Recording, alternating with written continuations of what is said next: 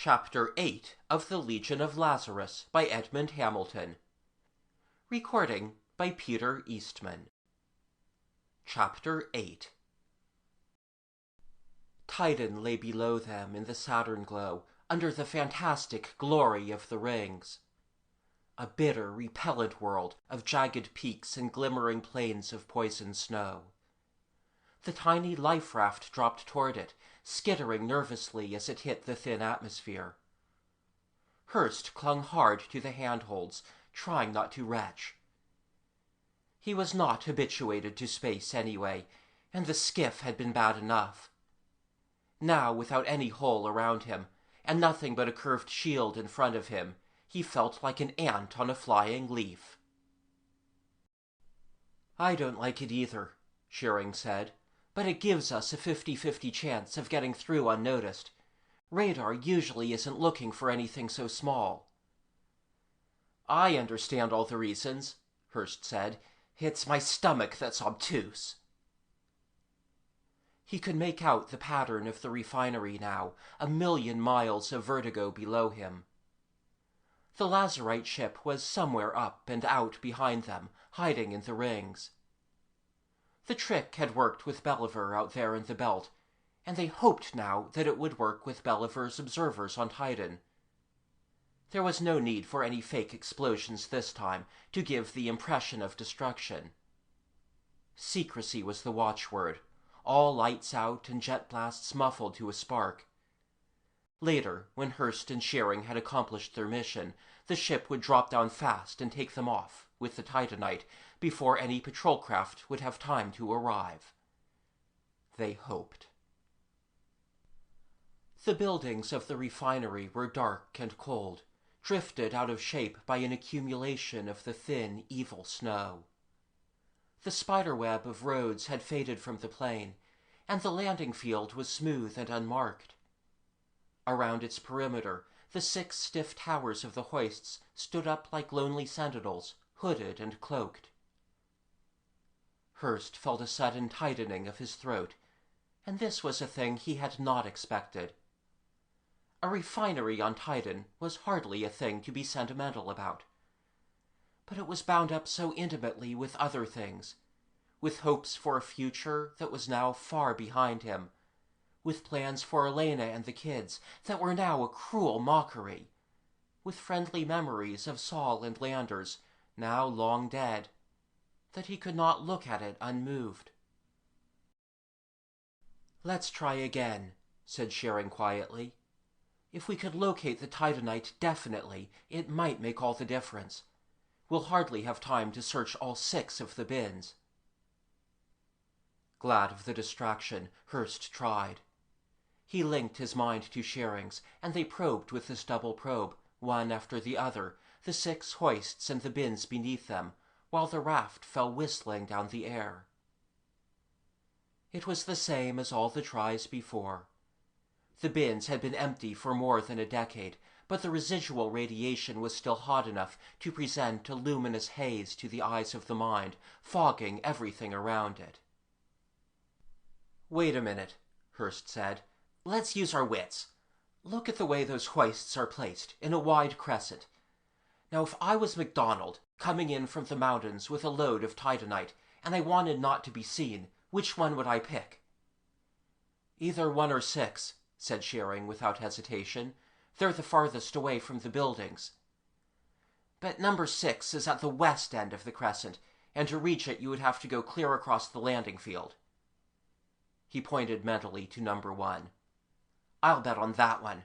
Shall we give it another try?" They did. This time, for a fleeting second, Hurst thought he had something. "So did I," said Shearing, "sort of down under and behind." "Yes," said Hurst. "Look out!"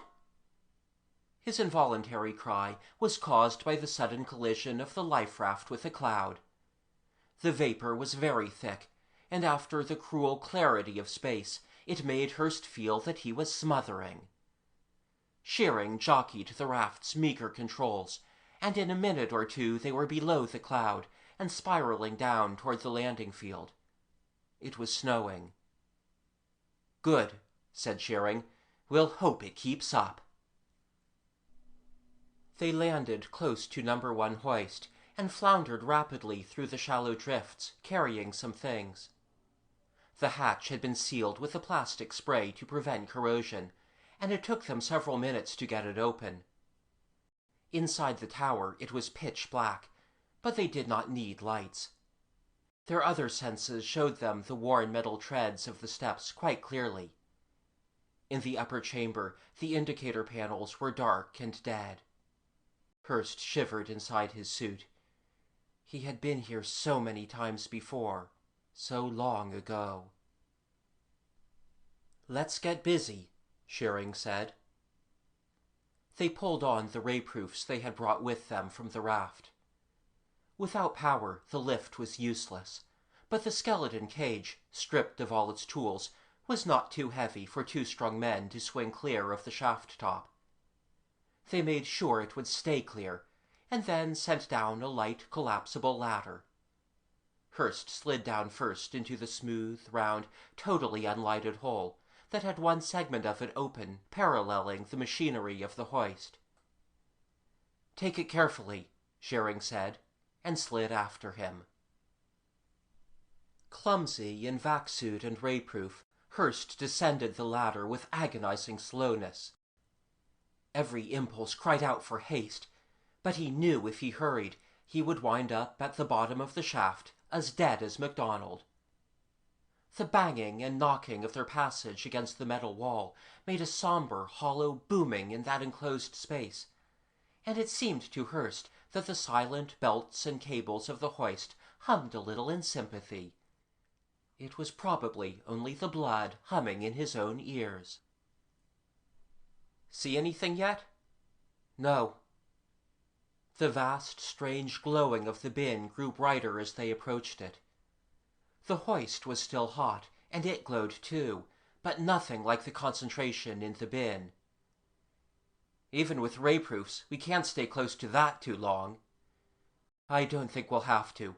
MacDonald was only human, and the bin was full then. He couldn't have stayed long either." "See anything yet?" "Nothing but fog. When you hit bottom, better use your light."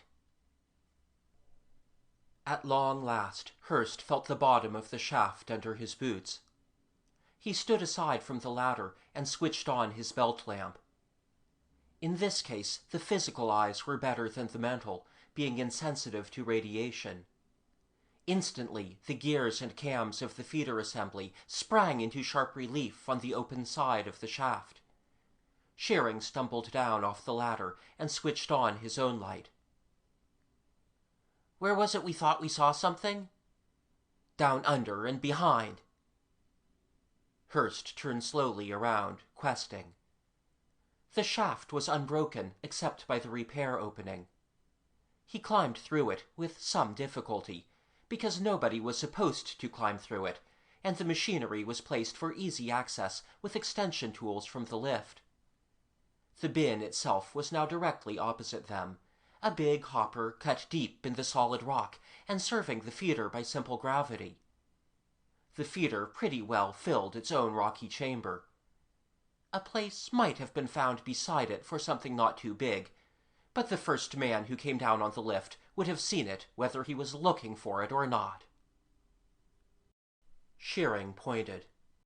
A dark opening pierced the rock at one side. Hurst tried to see into it with his mental eyes, but the fog was so dense and bright. He saw it, an unsubstantial ghostly shadow, but there, a square box some 20 feet down the tunnel. Shearing drew a quick, sharp breath. "Let's go." They went into the tunnel, crouching, scraping against the narrow sides.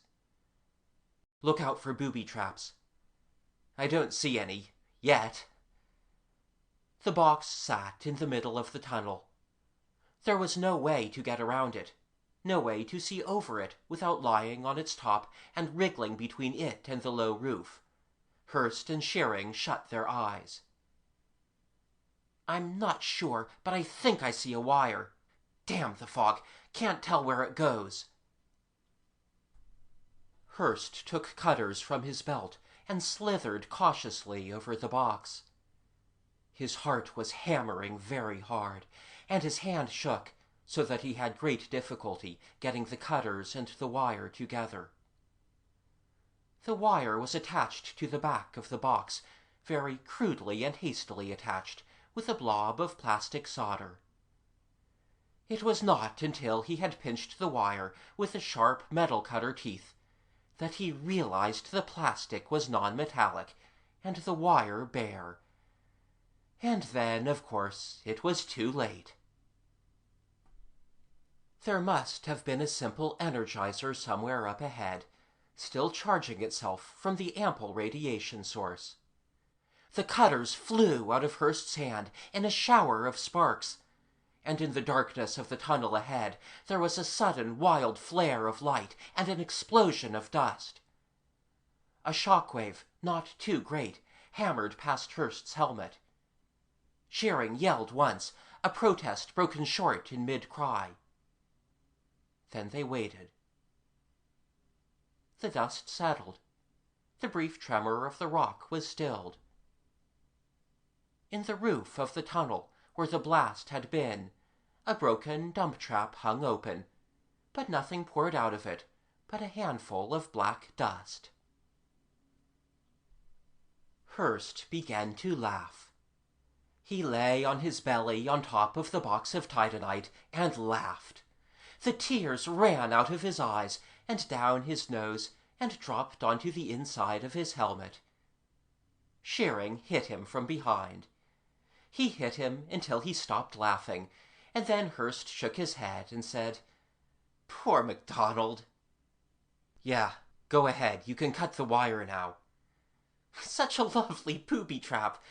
But he wasn't figuring on time. They went away from here, Shearing, you see, and when they went they drained off the liquid graphite and took it with them. So there isn't anything left to flood the tunnel.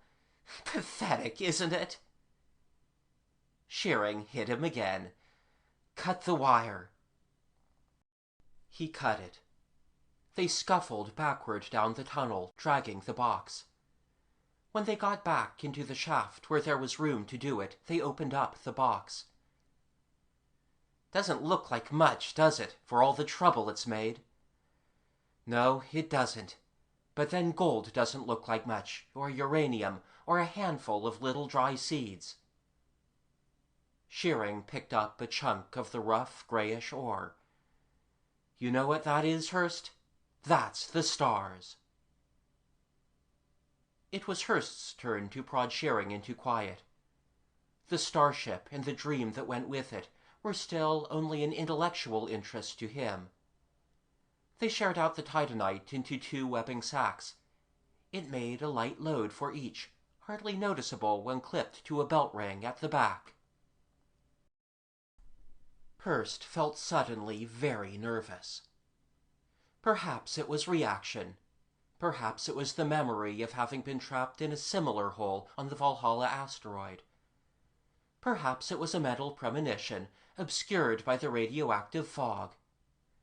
At any rate, he started to climb the ladder with almost suicidal haste, urging Shearing on after him. The shaft seemed to be a mile high. It seemed to lengthen ahead of him as he climbed, so that he was never any nearer the top. He knew it was only imagination, because he passed the level markers, but it was the closest thing to a nightmare he had ever experienced when he was broad awake. Just after they had passed the E-level mark, Shearing spoke. "A ship has landed." Hurst looked mentally. The fog effect was not so great now, and he could see quite clearly. It was a small ship, and 2 men were getting out of it. It had stopped snowing. "Radar must have picked up the raft after all," said Shearing, "or else somebody spotted the jet flares." He began to climb faster. "We better get out of this before they come in." D-level. Hurst's hands were cold and stiff inside his gauntlets, clumsy hooks to catch the slender rungs. The 2 men were standing outside in the snow, peering around. sea level. One of the two men saw the raft parked by the hoist tower. He pointed, and they moved toward it. B level. Hurst's boots slipped and scrambled, banging the shaft wall. "Christ," said Shearing, "you sound like a temple gong. What are you trying to do, alarm the whole moon?" The men outside bent over the raft. They looked at it. Then they looked at the hoist tower. They left the raft and began to run, pulling guns out of their belts. A level. Hurst's breath roared in his helmet like a great wind. He thought of the long, dark way down that was below them, and how MacDonald had looked at the bottom of the shaft, and how he would take Shearing with him if he fell, and nobody would get to the stars, and Vernon would go free. He set his teeth and sobbed and climbed. Outside, the two men cautiously removed the hatch and stepped into the tower. End of the ladder. A level floor to sprawl on. Hurst squirmed away from the shaft. He thought for a minute he was going to pass out, and he fumbled with the oxygen valve, making the mixture richer. His head began to clear. Shearing was now beside him. This time they had guns too. Shearing gave him a quick mental caution. Not unless you have to. One of the two men was placing a tentative foot on the stair that led up to where they were. The other man was close behind him. Shearing took careful aim and fired at half power. The harsh blue bolt did not strike either man, but they went reeling back in a cloud of burning flakes, and when Shearing shouted to them to drop their weapons and get out, they did so, half stunned from the shock. Hurst and Shearing leapt down the stairs, stopping only long enough to pick up the guns. Then they scrambled outside. The two men were running as hard as they could for their ship, but they had not gone far, and Shearing stopped them with another shot that sent a geyser of methane steam puffing up practically under their feet. "Not yet," he said. "Later." The two men stood, sullenly obedient. They were both young and not bad-looking. Just doing a job, Hurst thought.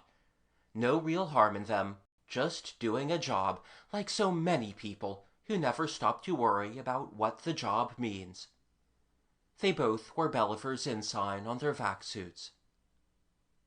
One of them said, as though he were reciting a lesson in which he had no real personal interest, "You're trespassing on private property. You'll be prosecuted to the fullest extent of the law." "Sure," said Shearing. He motioned to the hoist tower. "Back inside." The young men hesitated. "What you going to do?" "Nothing fatal. It shouldn't take you more than half an hour to break out again." He marched them to the hatch and saw them inside it. Hurst was watching the sky, the black, star-glittering sky with the glorious arch of the rings across it, and one milky bright curve of Saturn visible and growing above the eastern horizon. "They're coming," he said mentally to Shearing. "Good." He started to close the hatch, and one of the young men pointed suddenly to the sack clipped to Shearing's belt. "You've been stealing something." "Tell that to Belliver." "You bet I will. The fullest extent of the law, mister. The fullest extent—" The hatch closed. Shearing jammed the fastening mechanism so it could not be turned from the inside. Then he went and stood beside Hurst in the glimmering plain, watching the ship drop down out of the rings. Hurst said, "They'll tell Belliver." "Naturally." "What will Belliver do?" "I'm not sure. Something drastic. He wants our starship so hard he'd murder his own children to get it. You can see why. In itself, it's priceless, 100 years ahead of its time, but that's not all. It's what it stands for. To us, it means freedom and safety. To Belliver, it means—" He gestured toward the sky, and Hurst nodded, seeing in Shearing's mind the image of a gigantic Belliver, 10 times bigger than God, gathering the whole galaxy into his arms. "I wish you luck," said Hurst. He unhooked the sack of titanite from his belt and gave it to Shearing. "It'll take a little while to refine the stuff and build the relays, even so. That may be time enough. Come back for me if you can." "Vernon?" "Yes." Shearing nodded. "I said I'd help you get him. I will. No, this is my job. I'll do it alone. You belong there, with them, with Christina. Hurst, listen. Don't tell me where the starship is. I might not hold out as well as you." "All right. But, Hurst, in case we can't get back, look for us away from the sun, not toward it." "I'll remember." The ship landed. Shearing entered it, carrying the titanite. And Hurst walked away, toward the closed and buried buildings of the refinery. It had begun to snow again. End of Chapter 8.